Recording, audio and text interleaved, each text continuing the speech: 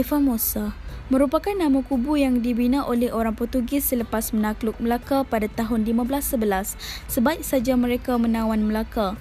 Portugis menggunakan buruh paksa untuk membina kubu sementara bagi menangkis serangan orang-orang Melayu. Sementara mereka membina kubu utama yang digelar Formosa ataupun secara rasminya Kubu Melaka, Fortaleza di Melaka. Kota Formosa mengambil masa selama 5 bulan untuk dibina. Akibat suhu panas terik dan kekurangan makanan, ramai buruh paksa yang mati ketika membina kota tersebut. Bahan bagi membina kota tersebut diambil dari runtuhan masjid dan bangunan lain.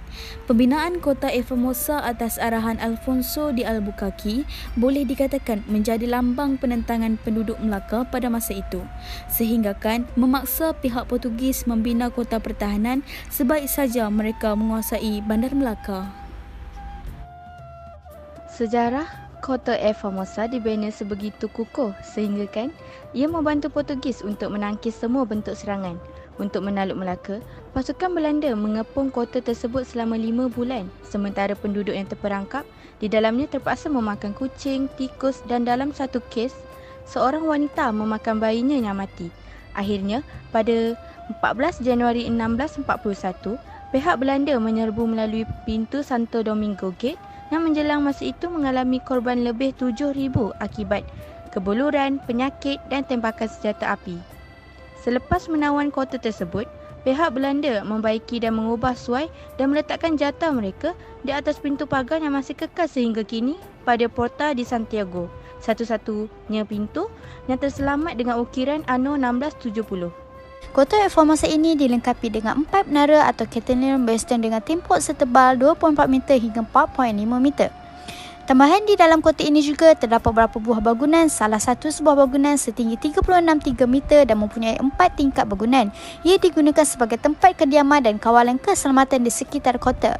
Sebuah bangunan lagi setinggi 5 tingkat dan pada tingkat kedua didiami oleh kapten orang Portugis di Melaka. Seni bina bangunan yang menggunakan batu laterite dan masih kekal hingga kini adalah Gereja Estipal Pintu Gerbang Santiago Formosa. Batu laterite ini merupakan sejenis batu yang biasanya terdapat di pinggiran pantai dan pulau-pulau di negeri Melaka. Pada zaman pemerintahan Portugis, batu laterite telah digunakan bagi membina kota pertahanan dan gereja milik mereka. Batu ini diperolehi dari Pulau Upih dan pulau-pulau berdekatan dengan Pulau Jawa dan Pulau Panjang.